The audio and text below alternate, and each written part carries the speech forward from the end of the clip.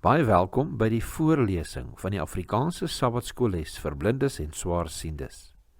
Hierdie lesse word voorsien deur die Wêreldkonferensie van die Sewende Dag Adventiste Kerk. Die voorlesing van die les word aan u gebring deur SSL in samewerking met Adventiste Wêreldradio Afrikaans en word voorgeles deur Marlena Nel.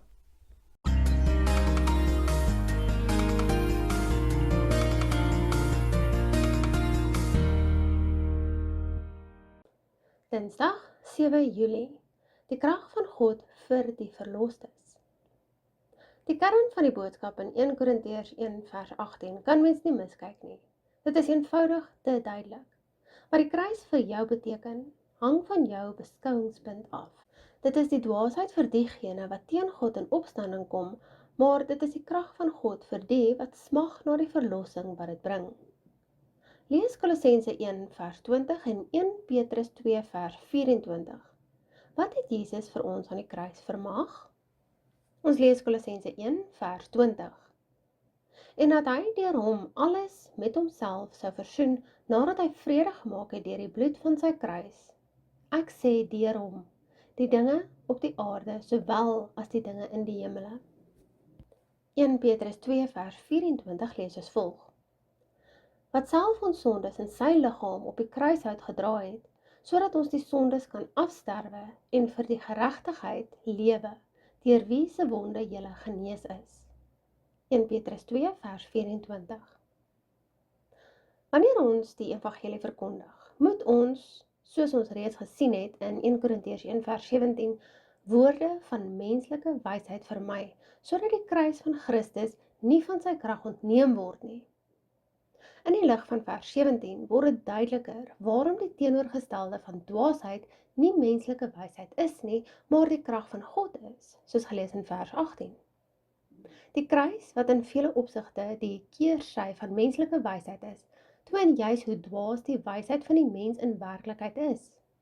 Die oorspronklike koin Grieks vir 1 Korintiërs 1 vers 18 suggereer dat die wat verlore gaan, bloot die vrug van hul dade pluk.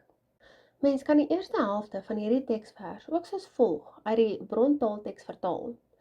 Want die woord van die kruis is wel dwaasheid vir die wat hulle self vernietig. Die koin Griekse werkwoord apolimie, om te kom, wat hier as apollinema verbuig word, het ook 'n ander betekenis, om te vernietig. Johannes 10 vers 10. Om die waarheid te sê, apolimie word as vernietig vertaal in 1 Korintiërs 1 vers 19. Wat gebeur hier in vers 19? Paulus bied die leser 'n Bybelse grondslag vir die stelling wat hy in vers 18 betreffende die verlore gaandes gemaak het. Hy doen dit deur iets wat God in Jesaja 29 vers 14 gesê het in 1 Korintiërs 1 vers 19 aan te haal.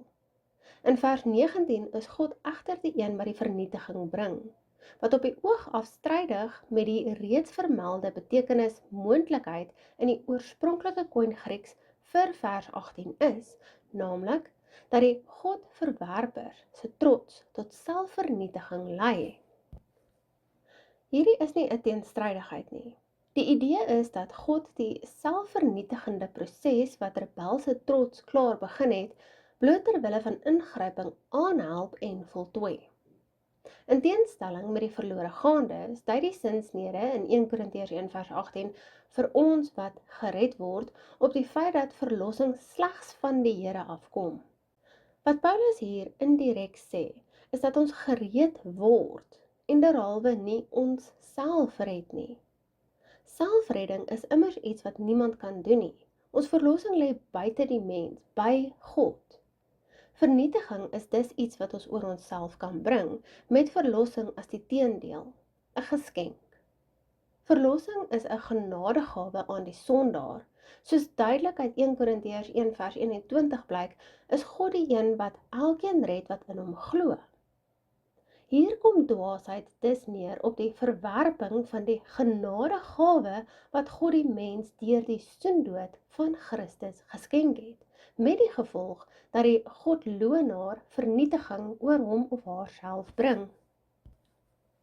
Romeine 6 vers 23 lees as volg.